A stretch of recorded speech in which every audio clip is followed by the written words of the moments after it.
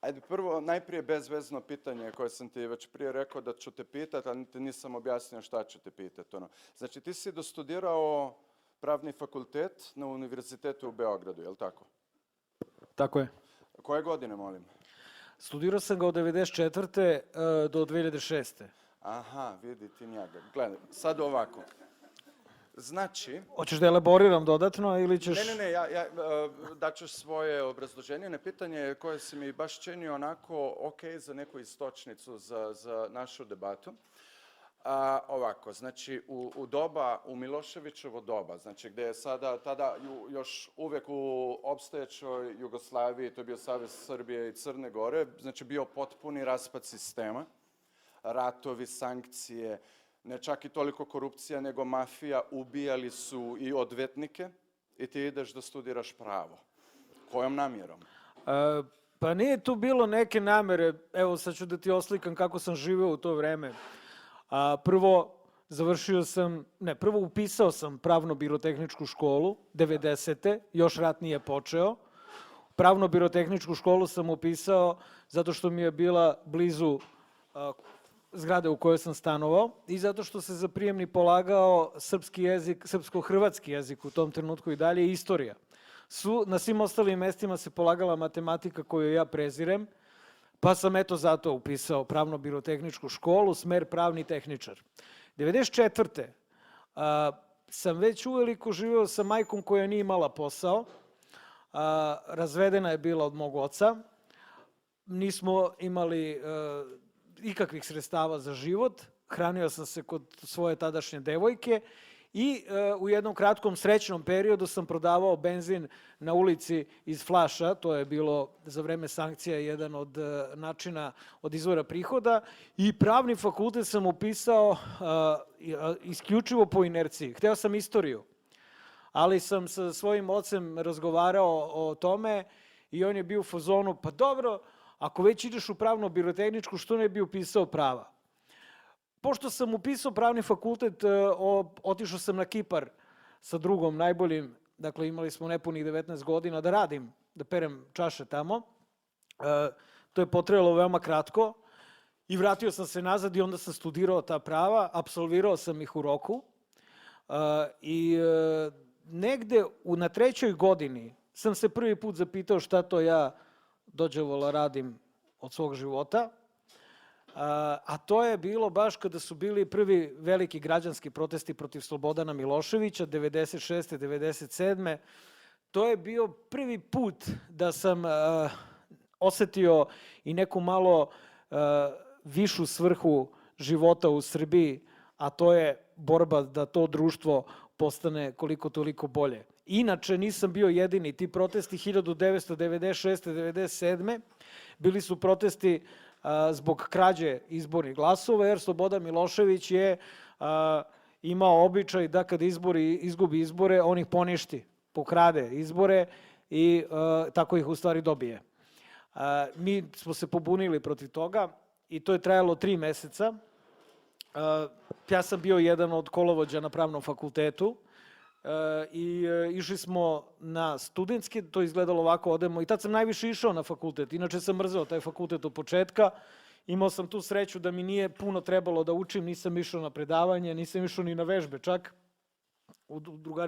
koleginice su mi uzimale potpise iz vežbi, da bi prošao, prosto da bi mogao da izlazim na ispite. Ispite sam učio po 7-8 dana, dobio sam uglavnom 6 ili 7 negde, ali kada su počeli protesti, odjednom sam se osetio kao ponosni student pravnog fakulteta. Ja i još nas, maksimum 100 nas je bilo, od 100.000 učenika, to studenta pravnog fakulteta.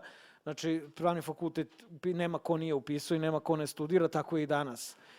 I, dakle, posle tih protesta išli smo u 11 na fakultet, u 12 na plato, onda sa studentima u šetnju, onda u 3 na proteste koalicije Zajedno, koja je tad pobedila na lokalnim izborima, pa s njima u šetnju i tako 3 meseca. Bilo je zaista super od novembra do marta 1997. Posle toga je usledila baš onako teška životna kriza, koja se ogledala u tome da mi se fakultet potpunosti smučio, kada sam video kakvi su profesori, kada sam video kakvi su studenti, kada sam saznao kakvi su tužioci, kakve su sudije, kakvi su advokati u Srbiji. Ništa od toga ni danas nije mnogo drugačije, u nekim segmentima je čak i gore. I onda sam digao ruke od fakulteta, iako sam ga apsolvirao, skapirao sam da time neću da se bavim uopšte u životu. I 1998. sam počeo da pišem. I to sam htio da te pitam, baš u vezi time. Čekaj, ali pazi, kad je uveden bolonjski sistem, ispostavilo se da mi fali jedan ispit za bachelor diplomu. Tako da sam u redakciji Playboya, koji sam tad, bio sam izvršni urednik, za septembarski rok 2006. sam učio radno pravo, dobio 7 i eno mi je diploma pravnog fakulteta kod kuće.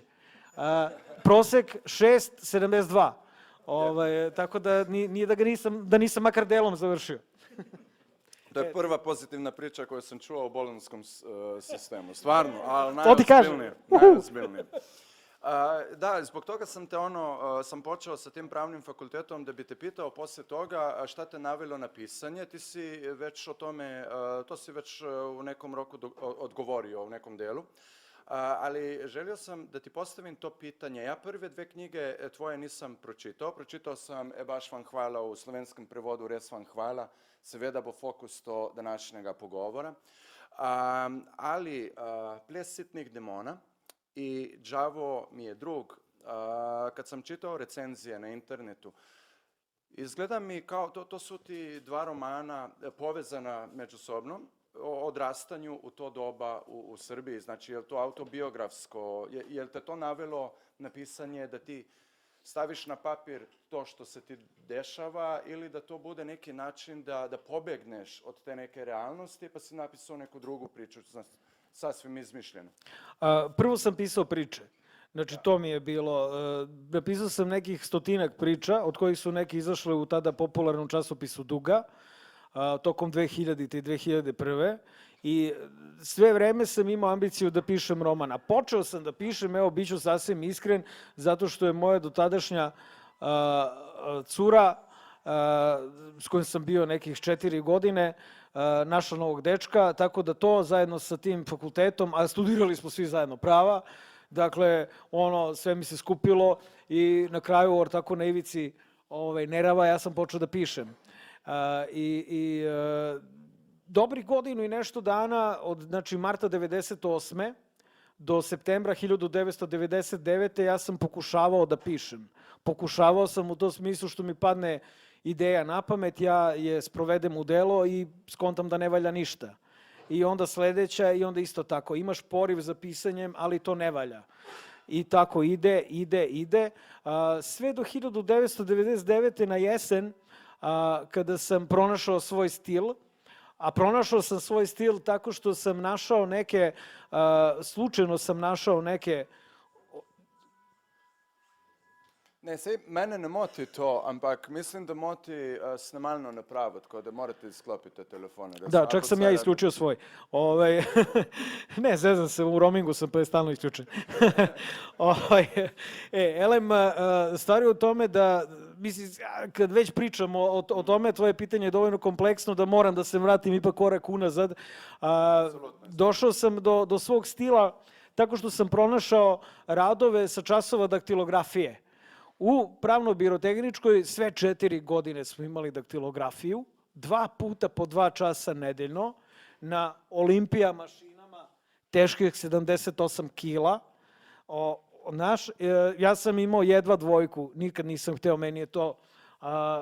meni je to uvreda za mozak i za inteligenciju da sediš i pišeš kafa, čaj, fala, daj, to je onaj osnovni red AFSDFGHČ. Nego sam pisao nešto svoje. I pronađem ja te radove, dakle sa 23 godine, i skontam da sam daleko duhovitiji bio sa 16 godina nego sa 23 i shvatio sam da u stvari pretencioznost dosta odmaže u pisanju. Te sam tad, na jesen 99. počeo da pišem priče opušteno i nekako slično tom tinejdžerskom stilu. I onda se rodio, dakle, moj stil i tako sam onda od tog trenutka napisao nekih 100-ak priča do proleća 2000-te. I velika mi ambicija i izazov bio napisati roman. Nisam mogao da skapiram kako je zapravo napisati toliko dugačku formu, iako su ljudi bili oduševljeni mojim pričama. I dalje ima onih koji mi prigovaraju zašto ne pišem više priča, zašto više ne pišem priče i slično, ali jednom kada napišeš roman, onda ti roman postane glavna ambicija i to je ono gde se prave milestones u karijeri jednog pisca, ne zbirke priča koliko romani. I zapravo došlo je do prvog romana, pokušao sam da napišem jedan dugi roman, to je jedan roman koji se zvao Kratak roman o ratu s celim svetom, posvećen bombardovanju Jugoslavije 99. Realno nije valjao ništa, pa ga zato nisam ni pustio u štampu. Pa sam onda shvatio da zapravo treba da napišem roman autobiografski. Dakle, ako želim da napišem dugačku formu, najbolje je da pišem onome što mi je poznato. A druga godina srednje škole je bila moj do tada omiljeni period u životu. Tada sam bio punker sa Čirokijem, bežali smo s časova, pili smo apaurin i vodku, apaurin i vinjak. Super je bilo. I tako sam napisao Play Sitih demona, koji je dosta dobro prošao i đavo je moj drug odmah za njim, zato što... Iste godine, je li tako? Ne, napisao sam ga, znači ovo sam pisao od kraja avgusta do početka septembra, s 12 dana sam napisao Play Sitih demona, to su bila super vremena, nije bilo brzog interneta, nije ga bilo gotovo uopšte i nije bilo ničeg drugog, osim da sedneš i pišeš. Tad sam mogao da pišem i po 8-10 sati dnevno, jer nisam imao nečim drugim da se bavim. Isto važi i za đavo moj drug, njega sam napisao od 1. do 10. maja 2001. Znači, u razmaku od nekih 6 meseci. I eto, tako su nastale te prve 2 knjige koje su obe prilično autobiografske i zapravo su mi dosta pomogle da uđem u svet romana. I nadalje, kada sam pisao knjige, uvek sam se držao nekih autobiografskih elemenata, pošto su oni dosta olakšavaju posao piscu. Znači, kad praviš junake koji liče na ljude koje znaš u životu, dovoljno je da liče, mnogo bolje ide. Mnogo ti je lakše kada pišeš o zgradama i ulicama koje poznaješ, samo pustiš da fura. A ovo je prvi roman u kome ništa nije autobiografsko, jer je smešten u izmišljenu zemlju u Jugoslaviju 2017. Tako da je junak drugačiji od mojih dosadašnjih junaka koji su negde bliski meni. Ovo je pandur komunista. Dakle, dosta mi je trebalo, a ovo je 9. roman. Dakle, tek posle 8 romana sam stigao do te neke književne zrelosti da uđem u drugi žanr. A i postalo je realno, taj realizam koji sam do sada furao je postao izlišan u vremenu digitalizacije i sada kad bih pisao realističan roman, morao bih neprekidno da imam reference na društvene mreže, a to je beskrajno dosadno. Znači, koliko god svi bili na društvenim mrežama, to je jedan zatvor u suštini. I mene najviše nervira kada čitam loše dijaloge koji su u stvari prepričane poruke. Ima toga i u nekim mojim knjigama, ali kad je to bila egzotika, znaš, dopisivanje preko MySpace-a ili ICQ-a, to je tad bilo egzotično, ili ti neko pošalje mail, početak 2000-ih. Ima toga u nekim knjigama, ali kad ti se sve pretvori u to, onda je stvarno popuno bez veze pisati o tome. Neću da kažem, sad da ne uskočim sebi u usta, pošto smo sad u akciji rušenja Aleksandra Vučića, ja spremio sam još jedan poluautobiografski ili možda potpuno autobiografski roman koji ima radni naziv Kako smo rušili Vučića. Pošto tu ima dobro i društvenih mreža, ali nema seksa, droga i rock'n'rolla kao što je bilo pre nego samo jedno iscimavanje, a pošto je to neverovatno blago upoznati celu srpsku opoziciju i to kakvi smo i bit će neverovatno čudo ako ga srušimo, tu roman je spreman za pisanje, samo da to obavimo. Znaš šta me zanima, šta si hteo da postigneš sa prvim svojim romanima, recimo, Prva dva su ti više manje autobiografska, jel tako? Koja ti je bila, znači, poruka? Šta si hteo postignuti? Jesi ti htio ostaviti neki svoj pečat ili pečat tvoje generacije na čitava ta iskustva koja nisu bila laka, normalno, za ono vreme? U vezi sa time, Kandže, bavi se, prva knjiga Kandže, znači, bavi se i prosvjedima i tako to. Kako smo rušili Milošević. Jeste, ali je izašla 2004. Znači 3 godine poslije. Jer si ti morao neke stvari da razmisliš, da, znaš kako da kažem, ono, da ideš kroz nek mentalni proces prije nego što staviš to na papir i kad si stavio na papir, sa kakvom namjerom u stvari? Evo, što se tiče prvih knjiga, njih sam napisao, ne bih li iznervirao svoju najbližu okolinu, da vide kako sam ja, ne šalim se, ispostavilo se da su neki ljudi bili nervozni zbog onoga što sam napisao, jer su se prepoznali, pa oni nisu vidjeli tako ta vremena, ali kao što sam ti rekao, 2. godina srednje škole je bila fenomenalna i negde sam hteo da podelim, ako već pišem, ako ulazim u magiju pisanja romana, želeo sam da izvučem svoj do tad najmagičniji period života, a znači u trenutku kada sam pisao imao sam 24 godine, a kada sam živeo imao sam 16. Bio je to pravi trenutak da to napišem, a đavo je moj drug je jednostavno bio prirodan nastavak. Bio sam u fazonu, ovde fali jedan dobar komad priče, zašto ne bih napisao i drugi deo. Tek od romana Pikavci na plaži, to je moj 3. roman, počeo sam da više koristim maštu i simboliku i počeo sam da radim nešto što sam ja sam nazvao simbolički realizam, što se u Kandžama naročito primeti, jer u Kandžama postoji glavni ženski lik koji se zove Nada. Ajde sad da vam ne prepričavam, ima tog romana i na slovenačkom jeziku, dakle zove se Kremplji u izdavaštvu založbe Tuma, koja više ne postoji, ali vidim da ga ima po bibliotekama. Elem, Nada, glavna junakinja, je junak koji je i simbol. Dakle, ona je Nada. Nada za glavnog junaka. Da li će od njega da ispadne nešto ili neće kroz te proteste i tako dalje i tako dalje. Retko ko to provali, pošto Nada je biće sa neverovatnim osobinama, bukvalno čudesna jedna osoba, kakva Nada inače jeste, jer Nada umire poslednja. Međutim, tokom romana Nada nestaje i sad ovi koji bukvalno čitaju knjige, oni su u fazonu, šta se dešava s ovom Nadom, zašto je nestala? Pa Nada je nestala, Nada za junaka, Nada nestaje zbog onoga kako se on ponaša tokom knjige. Tokom knjige junak je jedan od vođa protesta na svom fakultetu, a Nada nestaje što više on počinje da se ponaša kao oni protiv kojih je protestovao.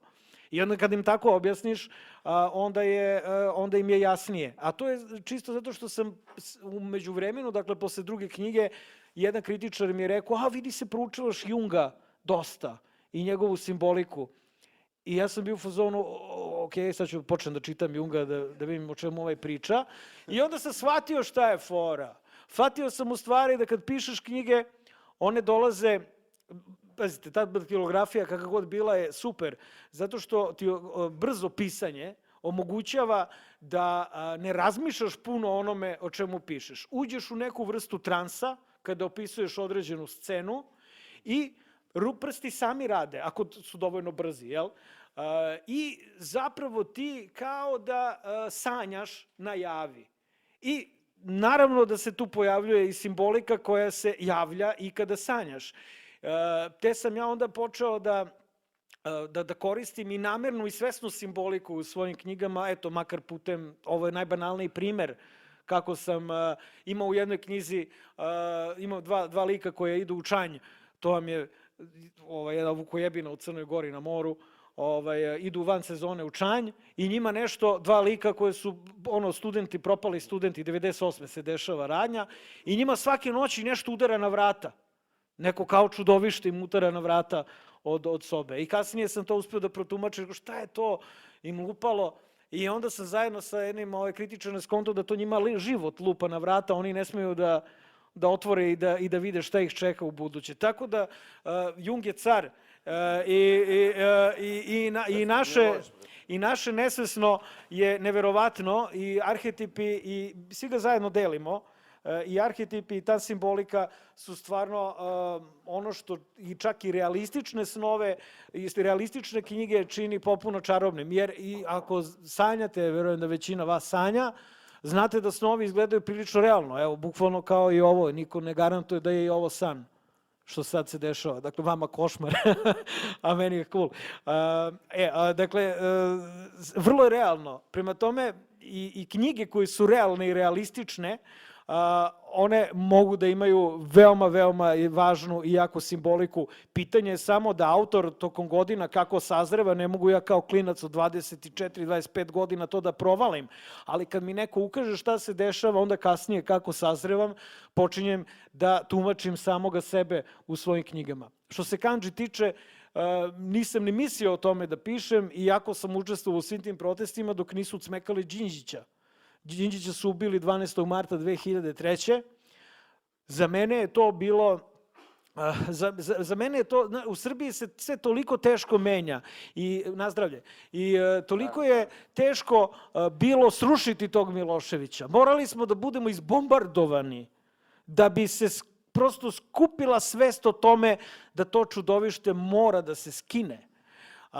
I kako smo uspeli nekako da ga skinemo, čovek koji je verovatno isto tako razmišljao i dosta je pucao na slepo, pravio je dilove sa ovima i onima, ne bi li nekako uspeo da Srbiju na brzinu ubaci na pravi put, znajući da će ona vrlo lako opet skrenuti na stramputicu, a to je Zoran Đinđić. Zoran Đinđić je bio ubijen. Sve nas koji smo na Zorana Đinđića gledali kao na... Jer u Srbiji vam to tako ide, sve zavisi uvijek od jednog čoveka. I tako je zavisilo sve i od Đinđića i onda ga ubiju i zaista mi je to jako teško palo i cele te godine sam se oporavljao od toga i na početku 2004. se SPS vratio na vlast tako što su podržali vladu Vojislava Koštunice i baš negde u tom periodu sam bio u fazonu, pa dobro, sad ću ja da napišem kandže. Pritom nisam mislio da će kandže ispasti zapravo poseravanje po nama samima koji smo rušili Miloševića, a to je u suštini ta poenta tog romana, jer je nikada nije do jednog čoveka, nego je do društva, do toga što je društvo neobrazovano, primitivno, korumpirano. Tako je srpsko društvo, nažalost, i 80-ih bilo, jer ne bi tako lako skliznulo u rat i kriminal 90-ih da nije bilo tako. I evo i danas je, vrlo lako smo se vratili na te svoje najužasnije osobine. Sve što je trebalo je Aleksandar Vučić. Tako da sam napisao knjigu Kandže kao omaž svima nama koji smo protestovali, koji smo verovali u to što radimo, a nismo ni bili svesni da su neki od nas izmanipulisani, a još manje smo bili svesni da smo na tom putu i sami postajali, neki od nas, da su postajali pokvareni, korumpirani političari, jer bavljenje politikom u Srbiji, mislim i van Srbije, ali u Srbiji pogotovo je direktno onako plivanje u govnima. Ronjenje po govnima. Ali ja sam skontao sad jednu stvar slučajući te. Gledaj ovako, da, u suštini te tvoje knjige su društvene kritike, je li tako? Pa i ova, sad ćemo o njoj recimo, ali to su društvene kritike, ali da bi bila situacija u Srbiji zaista toliko loša, toliko zatucana, ne bi tvoje knjige bile toliko popularne, brate. Pa nisu one toliko popularne. U Srbiji ima 7 miliona ljudi, a tu knjigu je kupilo 24.000 ljudi. To je iluzija. Ali čekaj, ali svejedno... Iluzija. Neke pročitalo 100.000 ljudi. To ti je maksimum. Ali to ti nema nas mnogo više. Nije to malo. Nije malo, ali nije ništa. Kad pogledaš kakva je većina. Postoji nada. Još uvijek. Ne kažem, naravno. Naravno, da ne postoji nada, ja ne bi bio u Novom mestu. Ovo što sam u Novom mestu je možda dokaz da ne postoji nada iz mog ugla. Uzeo sam odmor zaista od odlaska na proteste, jer moram da pišem knjigu. Tamo nemam uslova za to uopšte. Ovde je bilo sjajno, ovaj mart je bio fenomenalan i zbog toga će se Novo mesto naći na kraju ove knjige, jer sam ušao u svoj novi roman ovde. Pitanje je, pošto mi je ideja prezrela već, kad bi i da li bi, to jest ne bi, očigledno, jer evo, sudbina i život je pokazao gde sam počeo da ga pišem, u Beogradu nema šanse. Najgore kad imaš ideju u glavi i da ti ona prezri. Naravno, u Srbiji uvijek postoji, da kažeš, postoje sad i ti ljudi koji gledaju i Dobar loš za auto emisija koju vodim na TV Šabac. Isto, dakle, ne mogu reći satirična, mi smo napisali satirična da se ne bi tužili, inače im jebemo majku, samo tako, Ali i knjige može da kaže da su angažovane i sve je to u redu. Meni je jasno, stvarno, nema nas puno, ima nas možda 5 u Srbiji koji možemo da prodamo preko 10.000 knjiga. I meni je beskrajno drago što sam u takvoj sredini uspeo da izvučem maksimum i od sebe i od čitalaca, da imam i puno čitalaca, puno fenomenalnih čitalaca, jer ti ljudi koji ti, zamisli imam neke kretene za čitaoce kako bi mi bilo, ali imam careve, ljudi koji dođu pa saznaš da ti pročitao knjigu, da mu se svidela, pa pričate o njoj, pa se slikate, pa potpišeš, dođe ti na potpisivanje, donese svih 10 knjiga, nikad mi nije bio problem kao što ovaj vadi ovih 10 knjiga, mislim, to je fenomenalno. Danas imate priložnost biti eni od teh njegovih careva, čitatelja, ne? Ker knjiga res vam hvala, ne? V originalu je baš vam hvala, se tudi lepo prodaja, rečeno mi je bilo z 10% popustom, ne? Tako da imate priliku biti eni v tej skupini ljudi, ki jih on ceni. Da završim samo. Dakle, stvar je u tome da to što je, znaš, isto ti je i sa mojim Facebook profilom. Znaš, ti kažeš ovde imam 29.000 ljudi, na Instagramu 15.000, ovamo, znaš, za jednog pisca to deluje... Je li to puno, ne znam? Pa za pisca kontam da nema nas mnogo više. I mislim, ima ovih šund pisaca koji imaju, znaš, daleko više pratilaca, ali ja ne bih voleo tu publiku. Tako da i nikada ne bih skretao u te žanove, da bih, nisam takvog sklopa. Ali to ti je to. Nemaš ti mnogo više ljudi. Mi se vrtimo na nekih 100.000 ljudi, veruj mi, od tih što su kupili 24.000, jedno 10.000 živi u inostranstvu. Koliko ljudi slikaju. Za ovu knjigu je postoji dalje fenomen, ako ukucate baš vam hvala kao hashtag u Instagram, naletećete na 450 slika ove knjige na najrazličitijim delovima sveta. Ne samo od ljudi koji idu na more, na Tasos ili u Čanj, pa tamo slikaju, mada je bilo, imam sliku iz Čanja, da. Nego od ljudi koji žive negde, koji su knjigu naručili, kojima je knjigu neku posao, ljudi koji su pobegli iz zemlje, jer mi pored Hrvatske smo, pazi, Hrvatima je lakše, oni imaju pasoš Evropske unije, tako da on može da ode da radi da hoće. A ovi naši moraju se iscimaju, ali tamo je tako sranje da se rado iscimaju i da odu. Prema tome, dobar deo tih ljudi je već pobegao i digo ruki, jer za njih nade više nema. Znači ovako, bio si u prosvjedima, protestima protiv Miloševića, to je bilo, znamo kad je bilo. Onda 2008. dao si intervju za T-Portal u kojem si govorio da je sad, ne znam da li si to opštenito govorio ili za sebe samo, ali tamo ima jedna rečenica da je možda sad u Srbiji došlo vreme za neku revoluciju na individualnom nivoju. U nekom drugom intervju 2014. rekao si za Srbiju nema spasa, za to društvo ovdje uopšte nema spasa, nemaš za šta da se boriš. A sad si opet na prosvjedima i kako sam čitao neki tvoj intervju, posljednjih nekoliko mjeseci bio objavljen, boriš se jer ne želiš da živiš u zemlji punoj nesrećnih ljudi. Znači, opet se budi nešto, ali to nije revolucija na individualnom nivoju. Znači, jel smo tu slični, smo malo raspeti kroz vreme, kako to ide do stvari? Drugačije su okolnosti. 2008. nam je trebala revolucija na ličnom nivou zato što se te godine dogodilo istorijsko pomirenje Demokratske stranke, čiji sam ja dakle bio simpatizer i glasač do te godine, i SPS-a.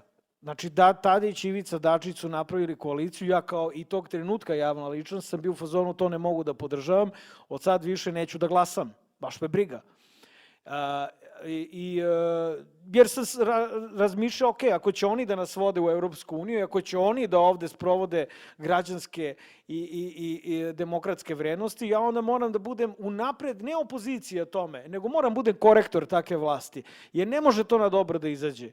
Na kraju nije izašlo na dobro zato što je 4 godine kasnije došlo do obnavljanja Miloševićeve vlade koje nam je donela bombardovanje, u kojoj samo fali Milošević, a koje su napravili novoradikale iz Srpske napredne stranke, predvođeni Aleksandrom Vučićem i isti taj Ivica Dačić koji je očigledno večan.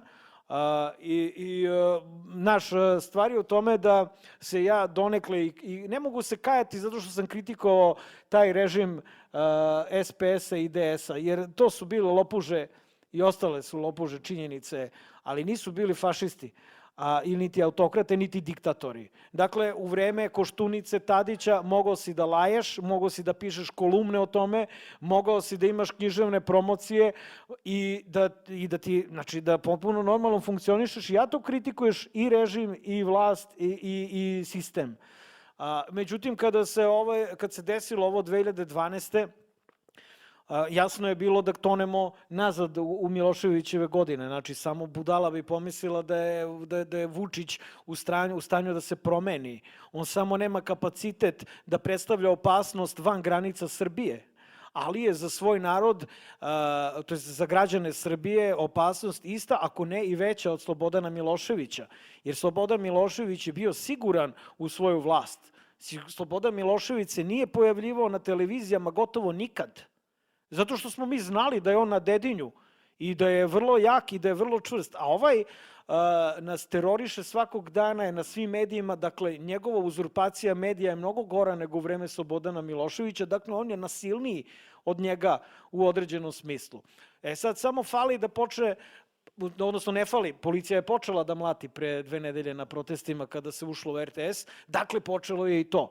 U vreme Slobodana Miloševića, dakle baš u vreme tih protesta 96. 97. i Milošević nas je pustao da šetamo, a onda je organizovao kontramiting na kome je došlo do tuče između njegovih pristalica i pristalica koalicije zajedno.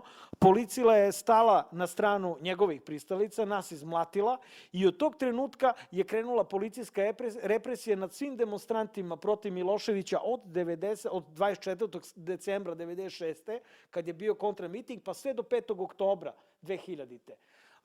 Šta će sada se dešava, ja ne mogu da znam, ali meni se čini da je Vučić slabiji protivnik od Miloševića, ali ni mi nismo, mislim, stvar je u tome što u vreme Miloševića si bio u zatvoru, imao si sankcije, nisi mogao nigde da odeš, a ovde i u krajnjoj liniji zapadne demokratije su bile protiv njega.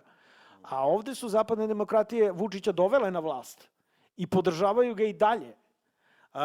Da, zbog Kosova ili između ostalog i zato što je uspešno osiromašio zemlju do kraja, zadužuje se bez ikakvog pitanja kroz svih mogućih međunarodnih zelenaša, poput Međunarodnog monetarnog fonda, Svetske banke, znači upropastio nas i prema tome on je jedan kvalitetan kolonijalni upravnik Srbije, koga podržava Evropska komisija, dakle pod jedan, a onda i Amerikanci i tako dalje i tako dalje. On je i dalje faktor mira i stabilnosti, što se govorilo i za Miloševića u vreme Dejtona.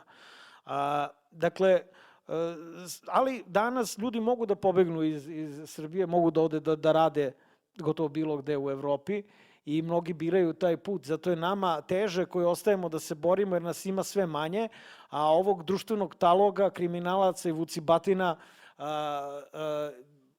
tu glupandera, primitivaca, znači ono ološa. Oni će uvijek ostati. Pa oni će ostati i njima Vučić, ja se bojim, odgovara, tako da ne možemo ni da se zavaravamo da je sada neka većina ljudi u Srbiji protiv Vučića. Ja mislim da je većina glasača u Srbiji ipak za Vučića. Koliko god on štelovao izbore, vozio bugarske vozove, uterivo strah, pretio da svaki njegov sigurni glasač mora da dovede još 20 glasača, inače ostaje bez posla ili već kako oni to rade, ali to se radi sa svakim sigurnim glasačem, dakle jedna represivna mašina funkcioniše. Ipak mislim da su se za ovih 7 godina te hipnoze i te propasti ljudi u Srbiji na njega nekako navikli. Tako da pate od štokholmskog sindroma gde su počeli da vole svog otmičara i onih koji ih u suštini upropaštava.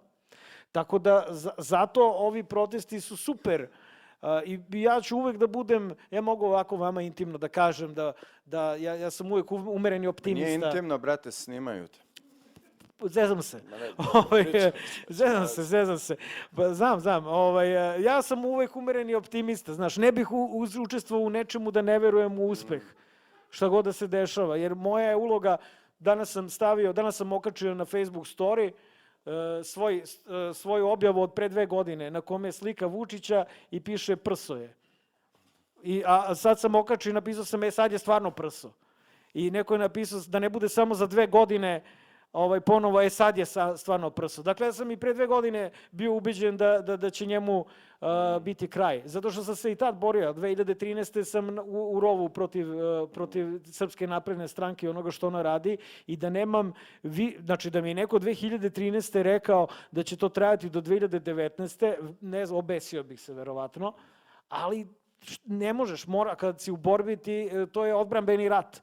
Znači, ne ideš tu da bi pobedio, nego ideš zato što moraš.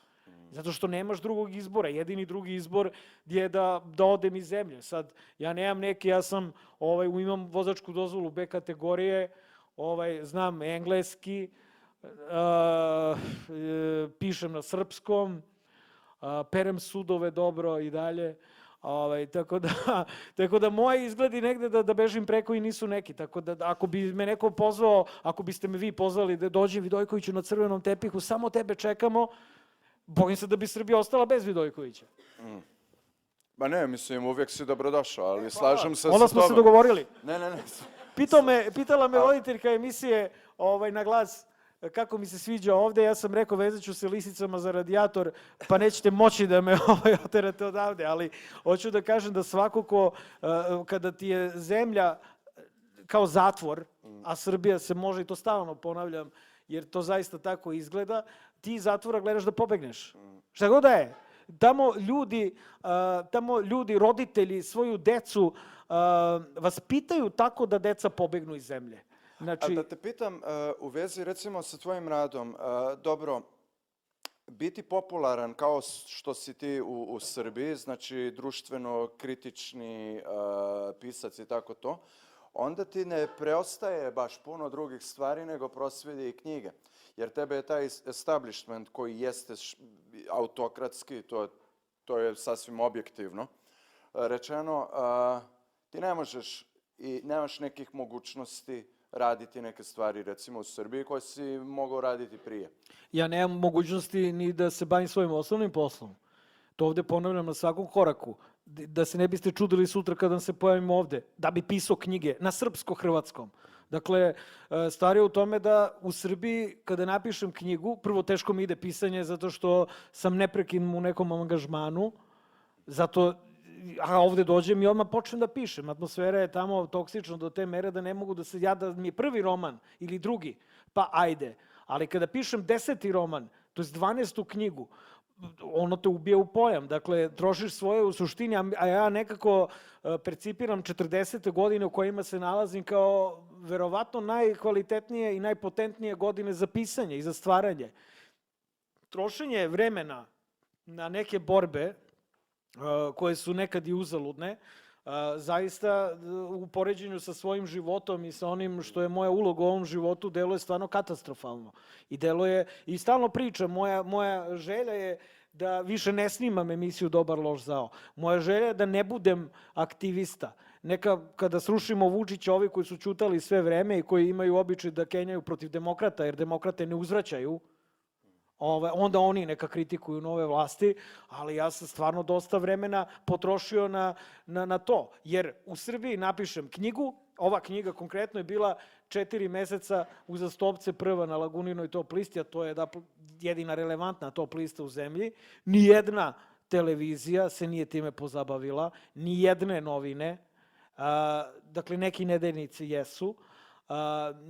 Znači imali smo književni fenomen, ponovo posle Kandži, na primjer, koji niko nije prepoznao, osim ljudi koji me prate na društvenim mrežama. Dakle, ja i moji čitaoci znamo da ova knjiga postoji. Nije to malo, ali stvar je u tome da ako bi imao iole nekakvu podršku od medija, znači samo da je neko prepoznao i da kaže, ta knjiga bi se prodala još više, imala bi još više čitalaca. Drugo, promocije.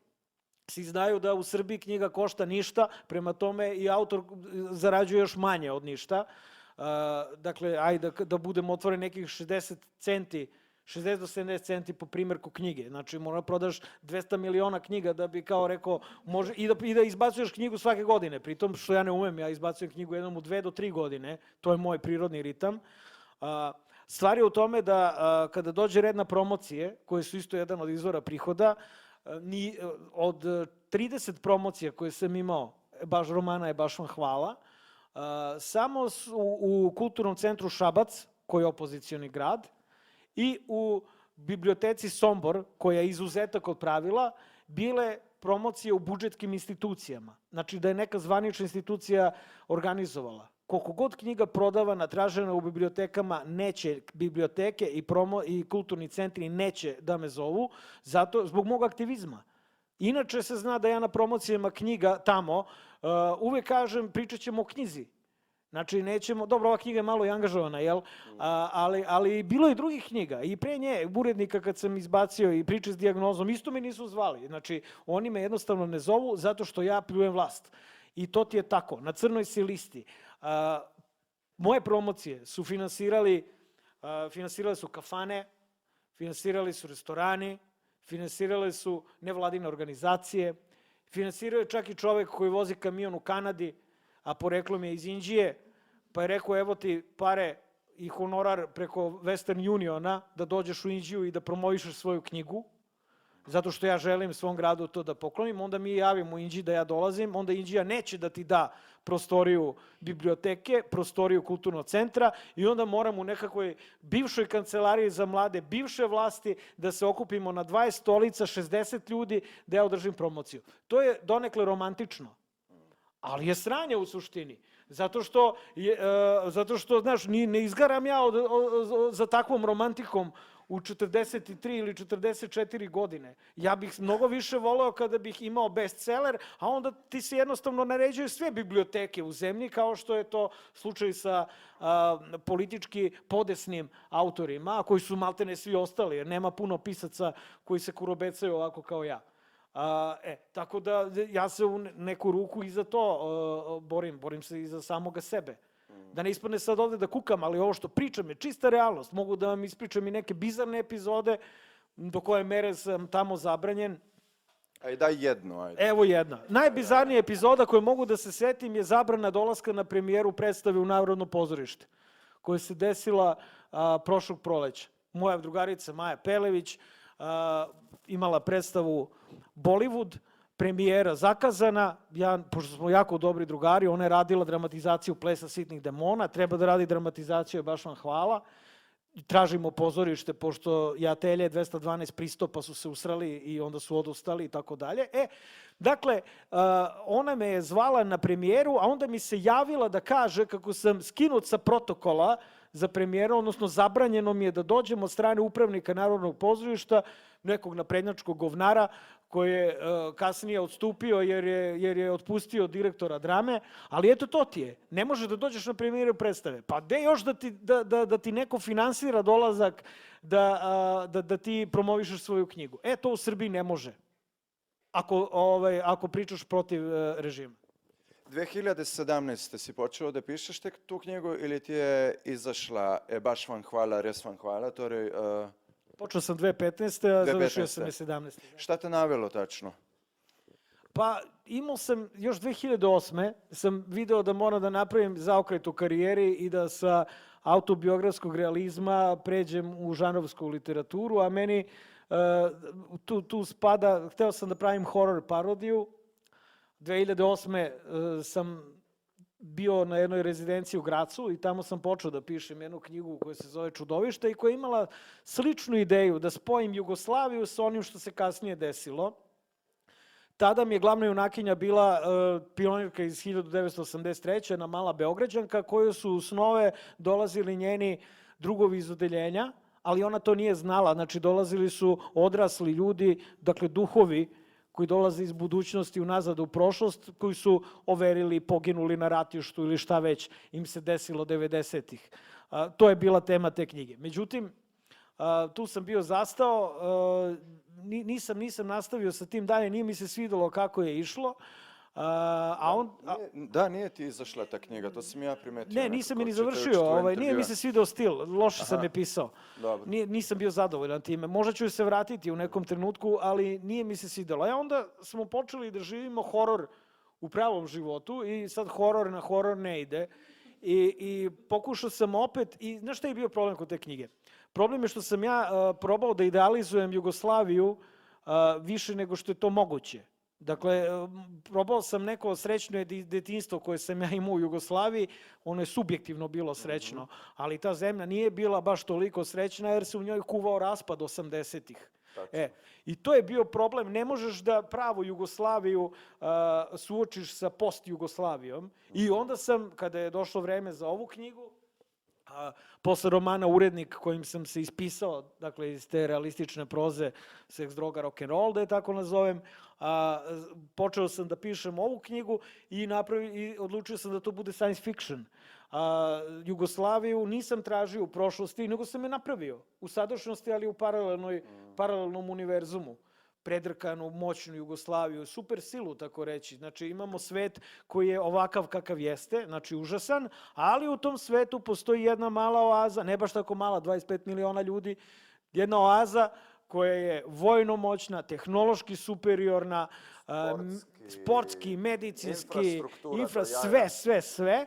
I što je najluđe, ovi centralni i istočni krajevi te zemlje su superiorniji od zapadnih. Da bi vama bilo zabavno kad čitate. Onda sam tu Jugoslaviju suprotstavio sa jednim univerzumom, to jest počeli su se paraju šavovi, da se otvaraju portali između te Jugoslavije i jednog užasnog univerzuma u kome se ta Jugoslavija krvavo raspala, a to je ovaj naš. Toliko sam preovio lično sa tim kako Jugoslavija izgleda u drugoj paralelnoj dimenziji, zbog onoga kako Srbija izgleda u ovoj dimenziji. Pre svega mi je Srbija bila meta, jer se ona raspada, bukvalno. I kako ideš ka zapadu, tako je razlika u razvijenosti sve manja.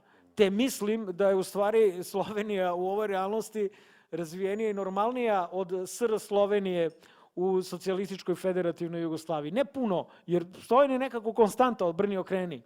Ali imaš onu scenu u romanu kad se onaj dečko iz Radovljice koji čisti ulice prepadne kad vidi komuniste, jer on je čovjek u Evropskoj uniji, jer je normalnoj državi, sad mu odjednom, sad se prošao kroz portal jadnik i našao se tamo okružen jedinicom, za malo kažem jedinicu specijalne operacije, pošto ja jesam tu jedinicu MUP-a pravio po jedinici za specijalne operacije koju sam mrtila Zorana Đinđića.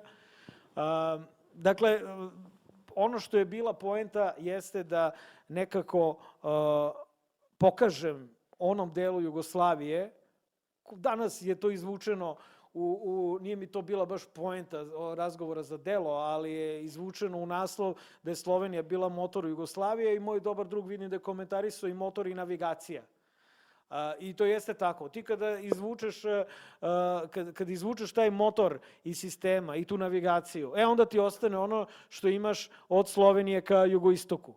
Znači pakao, realno gledano. Nije ni Hrvatska, iako je Hrvatska ima sreću po Europskoj uniji, pa je koliko toliko uređena, stvar je u tome da ona isto pati od žećih problema, oni nisu svesni koliko su stvari, koliko bi moglo dobro da im bude, a nama ne može, mislim, mi smo propali načisto. Eto, to je, sad sam se pogubio pljujući Hrvate. Ne, u redu, ali gledam sad ne, stvarno, omenuo si Sloveniju, ali nisam se ja složio sa time, čekaj. Stavio si nas u predobro svetlo, da ti kažem iskreno, baš na kraju knjige. Ali inače knjiga nije, čita se kao znanstvena fantastika, ali u suštini ima puno realnosti u tome. Ti portali otvaraju se na neki način, ali sa jedne druge strane. Znači, vraćaju se ta neka čudovišta prošlosti. Šta ja znam, kod nas imaš ti neke stranke koje su fascinirane nad kolaboracijom sa nacifašizmom, pa u Hrvatskoj ustaše. I ja i ti kad smo prije pričali, spomenuo si četnike barem 100 puta. Znači, ti portali jako su otvoreni. To je kod nas normala, znaš. Oni, prvo lice koje se pojavljuje, to je neki Bimbalović iz Borče, automehaničar. Znači, oni njega precipiraju kao četnik. On je jedan opušteni klasični Srbin. Istetoviran, ovako, ima kokarde. Znači, nije on neki sad četnik sa, dobro, mislim, nije ni bitno, ali to ti je jedan od klasičnih likova kakve možeš na svakom koraku u Srbiji da nađeš. Kod nas su leve ideje upropaštene zbog Slobodana Miloševića, koji je ceo Savez komunista Srbije je prešao u SPS, Socijalističku partiju Srbije, pa je onda još i Mira Marković napravila jugoslovensku levicu da nam zgadi popuno sve leve ideje. Tako da smo svi mi građansko-demokratsko orijentisani, vrlo udaljeni, znači civilizovani među nama poštuju i vole delo partizana, ali smo i dalje ovog Miloševića i sve njegove zvali komunjare. Dakle, kod nas je estetika kokarde, ravnogorstva, četništva, nedićevstva, ljotićevstva ili, ajde kažemo, u najblažem jugoslovenske vojske u otadžbini, nešto što je mainstream. Znači, toliki mainstream da mislim da 90% ljudi, znate, ono ima, druže Tito, tebe Srbi lažu, oni vole generala Dražu. Ta pesmica je potpuno istinita.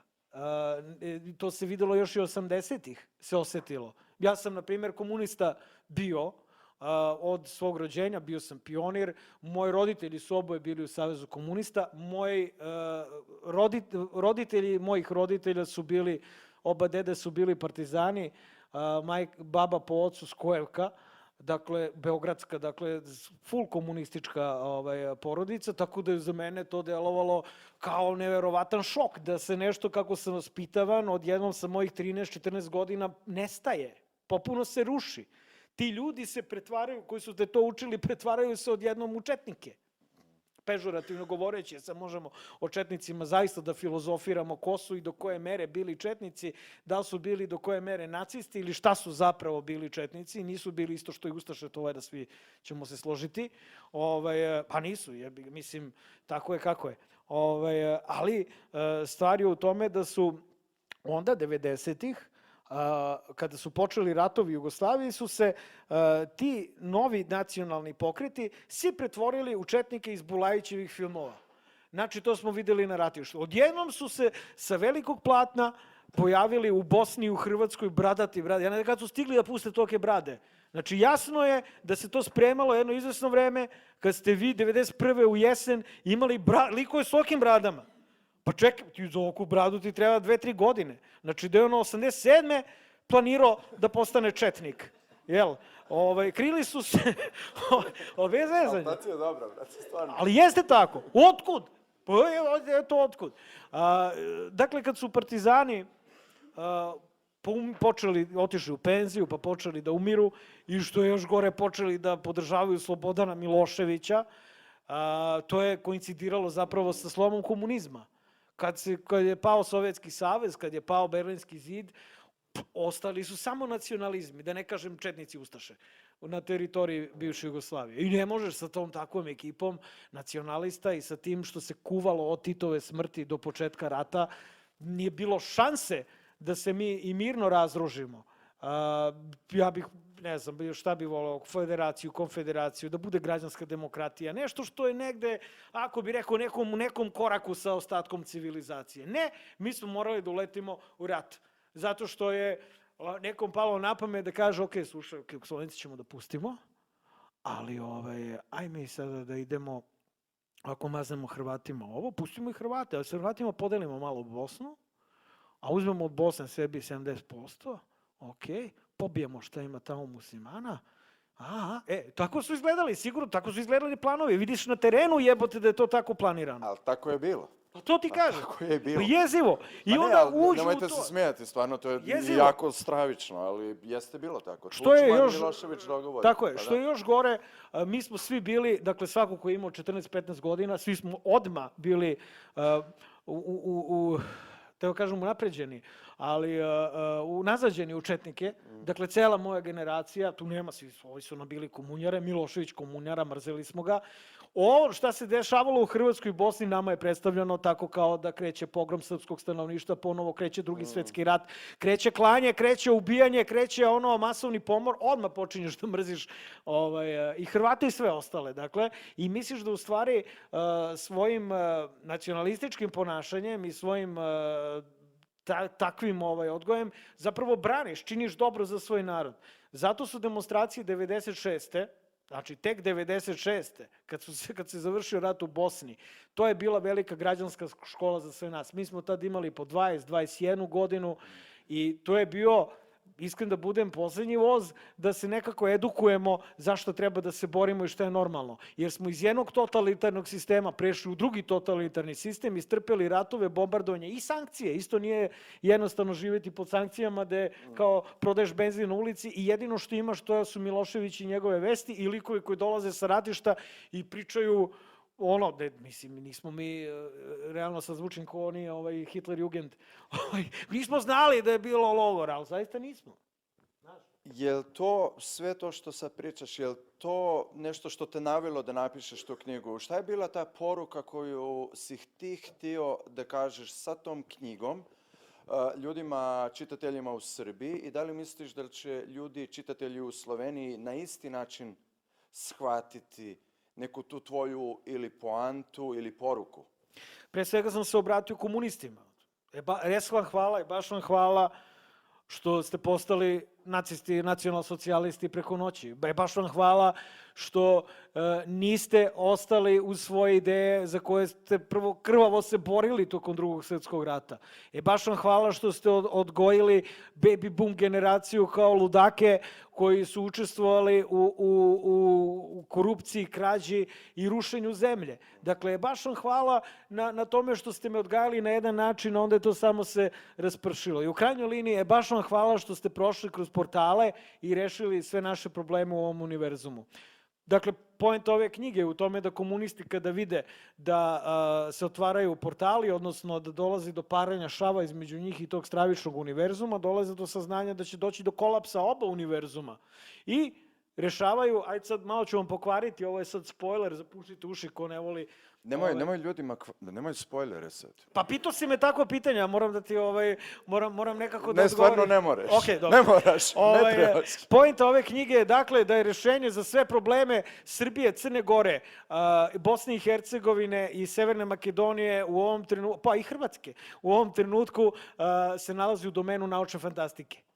Dakle, brzo rešenje za sranje u kojem se nalazimo ne postoji u realnosti.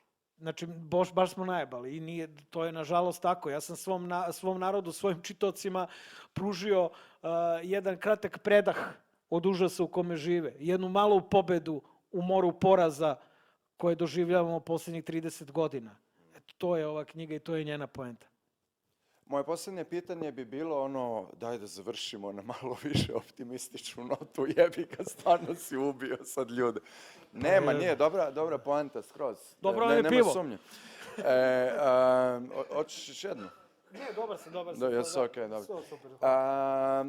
Marko Vidojković je gost v Novem mestu, verjetno to vsi veste, ampak če slučajno ena oseba tle ne ve, pa če za to osebo.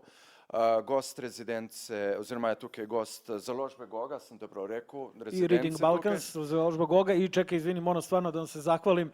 Ljudi, ovo je moja druga kuća. Odavno se nisam negde ovako lepo osjećao kao u Novom mestu i kod vas. Odavno nisam negde tako opušteno živeo i lepo radio kao ovde. Dakle, jedna zaraza koja će nažalost proći sledeće srede. Hvala puno i u njihovo ime, ja nisam odavde, ali lepo je to čuti,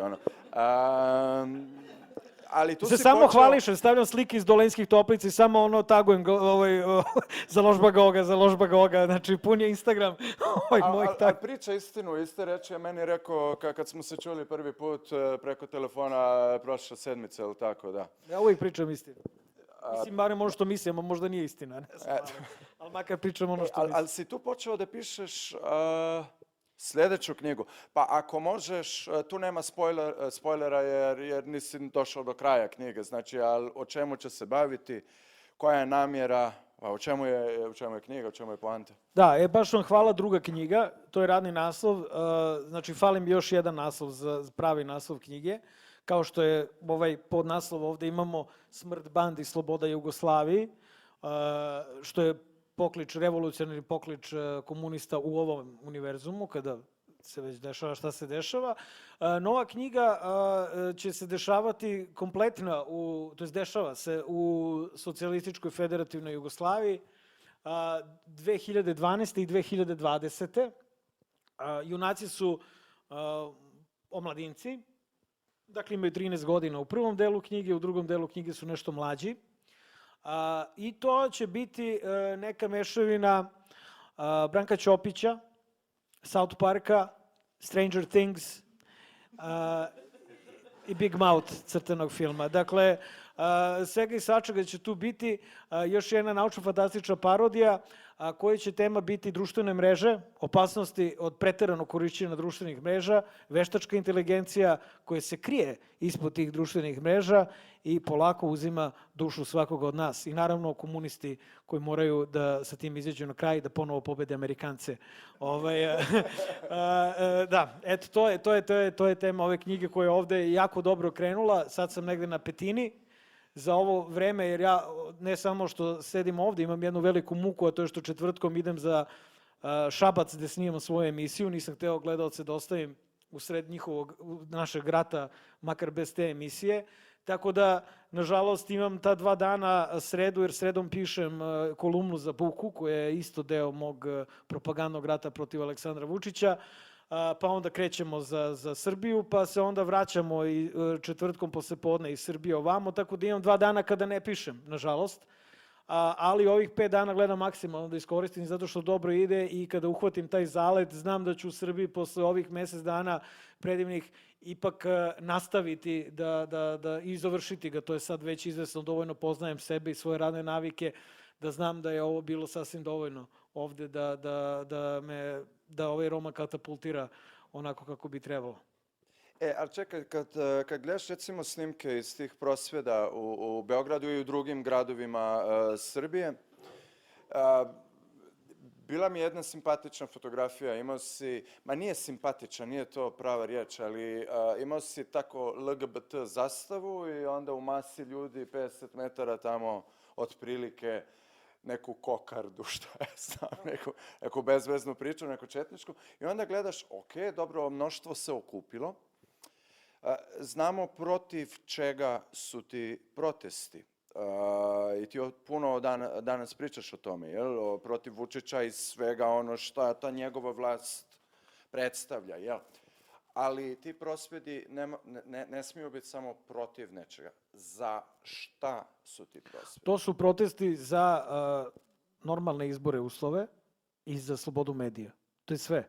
Znači, to su sve narodni protesti, na njima učestvuju, ja mislim da na njima učestvuje kompletna buduća politička scena Srbije i taj Savez za Srbiju koji je tu najjači, ali i novopečeni građanski front, koga ja mislim da ne bi bilo, a to je udruženje raznih lokalnih udruženja, kao što su Ne davimo Beograd, lokalni front iz Kraljeva, udruženje slobodnih stanara iz Niša. Tako da tu je zato i možemo da vidimo Dveri koje su, neću da nekih nazivaju fašistima, ali to je Vučićev spin, Dveri su konzervativna desna stranka, ali nisu fašisti jer ih znam dosta dobro. I imamo i leve stranke i umereno leve, ali svima je isti cilj. A to je da vlast ponovo bude smenjiva na izborima. Znači, povratak demokratskog, neke srpske demokratije, dakle, mi nismo Slovenija, mi nismo Švedska, mi nismo Danska, mi smo Srbija, ali nismo ipak ni ovaj užas u kome sada živimo. Dakle, vrlo je prosto. Povratak, dakle, normalnih izbornih uslova. Treba dobrih 6 do 9 meseci da se prosto ostvare uslovi u kojima nemaš duplih biračkih spiskova, da se izbrišu mrtvaci koji glasaju u biračkim spiskovima, i to imamo, zombije. Da se ukine, znači da se spreči teranje ljudi da glasaju, da dovode svoje glasače, da se spreči to da tera, znate šta se radi? Znači da onaj ko ide da glasa za SNS, on mora mobilnim telefonom na biračkom mestu da slika svoj birački listić na kome je SNS zaokružen i da posle liku batinašu koji stoji ispred biračkog mesta to pokaže. Koliko krivičnih dela samo jednim zaokruženim glasom. Naša ideja je da to ukinemo, da s tim završimo i da prosto ponovo uspostavimo demokratiju u kojoj će onda neko da glasa za građanski front, neko će da glasa za Savez za Srbiju, neko će da žvrlja listić ponovo i da se nervira zbog ne znam nija čega, ali i ono što je najbitnije, a to je da mediji budu ponovo slobodni, zato što se sada novinarima preti, novinari se zastrašuju, novinarima se pale kuće, novinari se prebijaju, novinari se čak i hapse. Mnogo je teže kada nemaš međunarodnu pomoć. Ona se sad pojavljuje stidljivo, pojavljuju se po neki pretor iz Evropske unije koji govori kako eto morao bi RTS da se pozabavi malo i opozicijom. A onda s druge strane Johannes Hahn kaže nećemo nasilje. Pa jedi govna, koje nasilje jebote? Nasilje vrši Vučić jer su tamo ljudi su ušli na RTS, sedeli mirno u RTS-u, dakle po mom mišljenju legitiman način borbe protiv nekoga ko vrši nasilje nad tim RTS-om, a to je režim. I onda došla Murija i isprebijala ih, i njih 18 klinaca pohapsila. Ali ih je isprebijala. Dakle, eto to je zašta. Mi uopšte nismo, ovo i nisu protesti protiv Vučića. Ovo jesu protesti za uspostavljanje ponovno demokratskog sistema u Srbiji i za oslobađanje medija. Svih nas. Ni, tudi z moje strani hvala Gogi. Jaz res uživam v tem, ampak nemam, koliko je sati, jebi ga, nemam pojma. 8:10. Počeli smo kad? Hvala tebi. Sve okej. Ali ne, moramo samo da oslobodimo, ja sam mislio da ćeš reći da je 9. Ako neko hoće da postavi neko pitanje... Bi kdo kaj vprašal, ja. Če bi kdo vprašal neko vprašanje, pa ne govori dovolj dobro srbo-hrvaško oziroma kakorkoli že, bom jaz prevedel, ni noben problem. Pa bit će sad i malo neformalno druženje, možda onda ljudi malo dođe pa pričaju.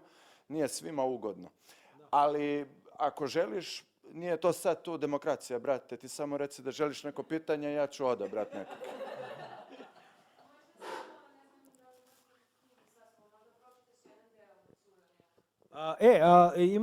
Znate šta, imam na srpskom na telefonu. Imao sam ideju u Ljubljani prošlog utorka da pročitam, ali sad treba će mi vremena da nađem, a tamo da budem pričao ću i naći. Prošle nedelje sam hteo da čitam na slovenačkom, ali sam skapirao da bi delovalo debilno. Prvo zato što znam o čemu se radi, ne znam naglaske, pola nisam baš siguran šta govorim i onda bi to bilo, možda bi bilo smešno, ovi smete su napreda, ali bilo bi sranje, da. Pročitat ću ja vama na srpskom, jedan hvala na tome, jer to inače radim na promocijama, ali sad treba, pazite, ovaj kineski telefon možda će potrebati 45 minuta dok nađem taj deo. Ajde, idi, slobodan se, da. Ništa, upališ se. Da.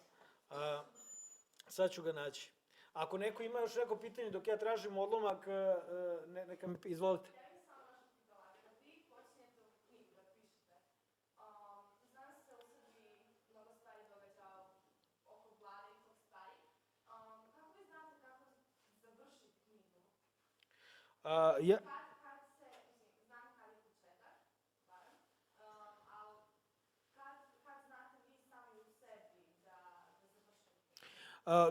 Mislite vremenski, znači kada znam u kom ću trenutku ili šta će se desiti na kraju knjige? A to znamo od početka. Sa ovim knjigama kao što su ovakve koji imaju puno obrta, puno likova, tu nema zezanja. Moraš od početka do kraja da znaš kuda ideš. Naravno, ostavljaš prostor tokom pisanja knjige da vidiš u kom smeru će ona sama krenuti, jer najčešće knjiga je pametnija od tebe. Ti znaš otprilike šta će da se desi i kako ćeš je podeliti, ali početak i kraj mora da ti bude sasvim jasan i ono šta će se dešavati. Kako će do toga doći, to je već nešto što je deo proizvodnog procesa. Sada, posle ovih, evo skoro mesec, posle 3 nedelje pisanja ovde, mnogo više znam o knjizi nego što sam znao pre. Evo, otvorio sam ovo i deluje kao da ide okej. Sad ćemo da stignemo do toga i samo da neće da krešuje zato što ne radi Wi-Fi, tako da se ništa ne dešava baš posebno u njoj. Dobro, otvori. Sad samo da vidimo koji ću deo da vam čitam. Možda ovaj sa Slovenijom, možda ono što sam rekao da ću čitati. Sa Slovenijom, ok. Dakle, dešava se jedan deo knjige u Radovljici. Zašto? Ajde i to da odam. Moji baba i deda su kampovali u Radovljici po celo leto, tokom cele moje osnovne škole, te sam ja uvek posle Rovinja u kom smo mi letovali, u kom bih letovao sa roditeljima, posle toga su me roditelji slali na bar 2 nedelje u Radovljicu, koja je fenomenalna i onda sam hteo na taj način njoj da se odužim. A i kontao sam, bit će zanimljivo ako knjiga bude bila i na slovenačkom, da ima jedan deo i u Sloveniji, eto. Ha! Razmišljali smo unapred, pošto ona izašla istovremeno, izašla istog dana u Srbiji i u Hrvatskoj, to jest u Zagrebu i u Beogradu za Lagunu, u Zagrebu za Jesenski Turk, 23. septembra 2017. Vidiš, kineski telefon. Da. Ali uspećemo, ako sam uspeo u Ljubljani, uspeću i ovde. Izašao je na dan osnivanja Užičke republike, 1941. Evo ga. Dobro, cool. Našao sam čak i otprilike stranicu, sad ćemo da stignemo ovamo.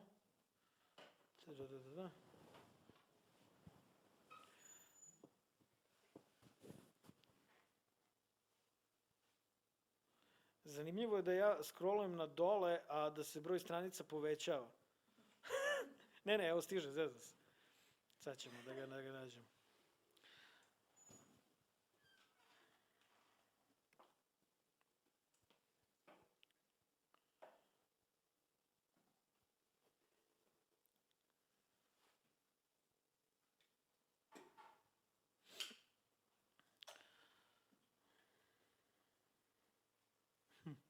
Ne, sad sam stigao na ovaj kada se zove, ali ajde, Sloveniju ću čitati, okej, dužan sam vam to, zaista. Jer vozi se super brzim vozom, elektromagnetna levitacija koji stiže od Skoplja do Ljubljane za 3 sata.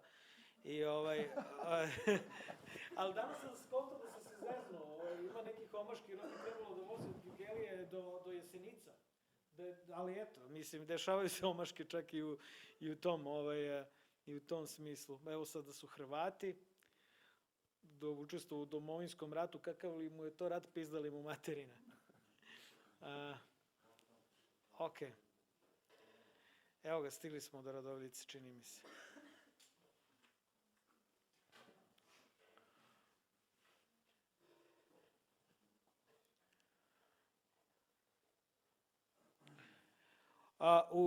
U interesu dalje istrage, doneo sam odluku da me inspektor Kruno prati u Sloveniju. Pravo iz poslastičarnice seli smo u njegovu službenu zastavu 1001 i krenuli autoputem Bratstva jedinstva ka zapadu. Za 1,5 sat stigli smo do Radovljice, malog mesta ispod Alpa u neposrednoj blizini nacionalnog parka Bledsko jezero. Radovljica imala malu milicijsku stanicu u centru, a nedaleko odatle bio je kamp sa olimpijskim bazenom, tog prepodneva pun vojnih oklopnih vozila i džipova. Eto, a kad sam bio dijete, ovo su mjesto umesto brkatih podoficira krasile mlade Nizozemke, rekao je inspektor Kruno. Bili ste ovde? Upitao sam više reda radi i sam iznenađen tolikim prisustvom vojske i to ne brkatih podoficira, kako se rugao inspektor Kruno, nego sve samih crvenih beretki poput drugova Mićka i Namba. Djed je bio pasionirani kamper, a baka je bila ljubiteljica komfora, pa je tako naša obitelj kamp prikolicu dočuvala ovdje. Eno, upravo kraj one ograde gdje stoje ona dvojica. I samo da znate, druže Šipka, ni u ovim postrojbama nećete pronaći ni jednoga Hrvata. To vam mogu garantirati. Zatim je skrenuo levo i posle nekoliko desetina metara zaustavio se ispred stanice milicije Radovljica. Bila je to mala jednospratnica izgrađena 60-ih sa solarnim panelima na krovu. Sunce je sijelo, gore su se zelenele, nebo je bilo plavo, a oblaci su se nalazili samo iznad planinskih vrhova, među kojima je bio i Triglav. Čuo se poj prolećnih ptica i udaljen zvuk kombinovanih dizel elektromotora koji su pokretali oklopne transportere. Ušli smo u stanicu, a tamo je bilo kao u košnici. Nekoliko vojnika sa bežičnim slušalicama na ušima i otvorenim laptopovima ispred sebe urlalo je šifrovanim porukama na one s druge strane veze. Prišao nam je prosedi trbušasti milicioner crvenog nosa s posljednja 3 raskopčana dugmeta na košulji. Oprostite, drugovi, zamucao je na srpsko-hrvatskom sa slovenačkim naglaskom. Savezni SUP, predstavio sam se, pokažavši čipovanu iskaznicu. Došli smo zbog vašeg pritvorenika. Niste jedini, nasmejao se i zakulutao očima iza sebe gde je vladala vojnička vreva. Izvolite poći sa mnom. Krenuo je zatim pešice na sprat, a mi za njim. Gore je situacija bila nešto mirnija. Dvojica sa crvenim beretkama stajala su ispred sobe broj 7. Legitimaciju i oružje, rekao je Levi, a mi smo izvadili svoje službene pištolje i kartice. Šta će ovaj ovde? Pitao me, cimnuši glavom ka Krunu. Iskoristio sam zakonsko ovlašćenje broj 755/5 i poveo sa sobom pripadnika SUP Zagreb kao pomoć saveznim organima u istrazi. Dobro, rekao je specijalac, vrativši nam iskaznice. Ulazi unutra, a ti sedi na onu stolicu tamo. Oružje će vas čekati na izlasku iz stanice. Ušao sam u sobu u kojoj me je zapahnuo miris vutre, legalno u Jugoslaviji. Drug Mičko je sedeo tako su Albanci ostali u Jugoslaviji, jel? Tako što im je pruženo, dati im je monopol na proizvodnju i prodaju vutre. Drug Mičko je sedeo na maloj drvenoj stolici za malim drvenim stolom nalik školskoj klupi iz 80-ih, narogušen zavrnutih maskinih rukava, a drug Rambo je stajao kraj otvorenog prozora i duvao džoint. O, šipka! Razdragano se oglasio drug Rambo. Cimni malo za dobro jutro, dobar dan. Hvala, ne duvam kada sam na dužnosti da ne bih sebi ograničavao mogućnost percepcije. Veruj mi, prišao je i gurnuo mi buksom kod nos. Ovo može samo da ti pomogne. Nemoj misliti da te još sinoć nisam nanjušio. U redu, nisam se dao zastrašiti, ali sinoć nisam znao da ću biti na dužnosti. Taman sam uzeo malo da se opustim. Alo! Zaparao je vazduh hrapavi urlik druga Mička. Duvaj tu i ne seri! Razdrao se još jače, ja sam uzeo buksnu od druga Ramba, poduvao 3 kratka dima i vratio mu. Šta si koji kurac dovlačio ovamo ovog iz Zagreba? Nastavio je pukovnik da se dere. Druže Mičko, inspektor Kruna jedin imao nekakvu teoriju o onome šta se dešava. Ma nemoj! Kakvu teoriju? Nastavio je drug Mičko, ništa manje glasno. Kaže da se možda otvorio nekakav portal i da kroz njega iz neke druge dimenzije ispadaju mrtve ustaše koje su tamo još uvijek žive. I četnici, mislim, jer ako pogledamo Bimbalović, ma ne, seri! A gde mu je taj portal? Svuda! Pošto ispadaju sa svih strana! Ima ih preko 30 do sad! I ko zna koliko u Hrvatskoj koji nam ti govnari još nisu prijavili? Izvinite, druže Mičko, zašto nam ih ne bi prijavili? Dobro pre, jebem ti sunce, jesi i ti došao ovamo da vodiš politiku ili da rešavaš slučaj? Udario je šakom o sto, a drug Rambo se zakikotao. Pa nisu samo mrtve ustaše i mrtvi četnici, ovdje imamo jednog koji uopšte nije u evidenciji.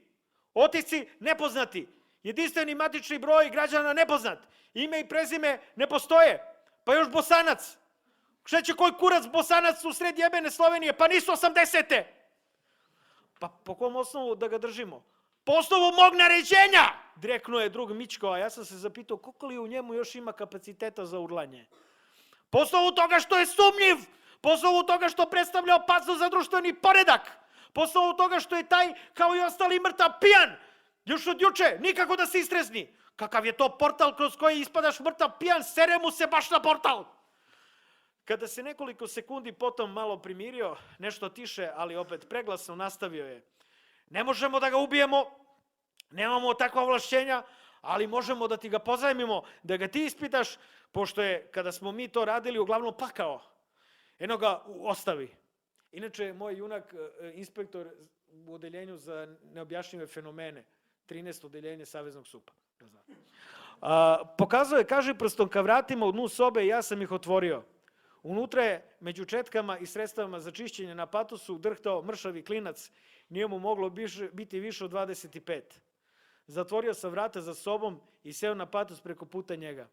Bili smo u potpunom mraku, da nije bilo bili bismo u potpunom mraku da nije bilo malog otvora za ventilaciju kroz koji se probijala dnevna svetlost. Ime i prezime, izgovorio sam. Alen Siladžić, izgovorio je tiho. Ime oca? Mirsad. Ustao sam, otvorio vrata i izašao iz ostave.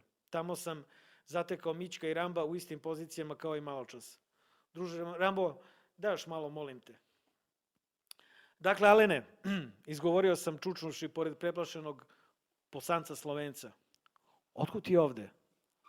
Ovo je SFRJ, pogledao me nekim kretenskim pogledom. Tako je. A šta bi trebalo da bude? Pa ništa. SFRJ, uskliknuo i osmehnuo se. Opiši mi svoj jučerašnji dan. Pa, gospoda vojaki, kakva te gospoda spopala? I ne od kako si uhapšen, nego od ujutru, od kako si se probudio, naredio sam mu nešto oštim tonom. Pa, ustao sam i izašao napolje i eto. Kad si se napio? I od čega? Gospod, se ispričavam, tovariš, druže, ja ne pijem. Nikada u životu nisam popio ni kapi. Trućao je, očigledno pijan. Pa kako si onda pijan, sunce ti jebem? Dovde zaudaraš. Počeo sam da se smejem jer je bazio na domaću prepečenicu. Zbunio se. Ne znam. Seo sam. I pored svakodnevnih treninga noge su me izdale posle neprospavanja noći i neprekidnih uzbuđenja i naročito posle vutre. Zanimanje? Pitao sam ga. Čistač ulica, odgovorio je pokunjeno. Slušaj, druže čistaču, bolje bi ti bilo da mi sve lepo priznaš. Juče si ustao i bio si negde drugde, a onda si se odjednom nekako našao ovde. Jesam li u pravu? Gledao me nekoliko sekundi. Ne, niste. Bio sam i ostao ovde, u Radovljici, u Sloveniji. U Socijalističkoj Republici Sloveniji? Nekoliko sekundi je ćutao. Ne, samo u Sloveniji, moje deželi, članici Europske unije. Srce je počelo da mi lupa kao VD po bubnju. Nije trebalo da duvam i da ga ispitujem. Ustao sam i izleteo napolje. Kaže da se juče ujutru probudio u Sloveniji, članici Evropske unije. Izgovorio sam, a drug Mićko je skočio sa stolice. Šta kaže? Kaže da je čistač ulica ovde u Radovljici u Evropskoj uniji. Slovenija u Evropskoj uniji? Kakve su to provokacije? Da nisu i Čehoslovake primili umeđu vremenu? Eto, to vam je.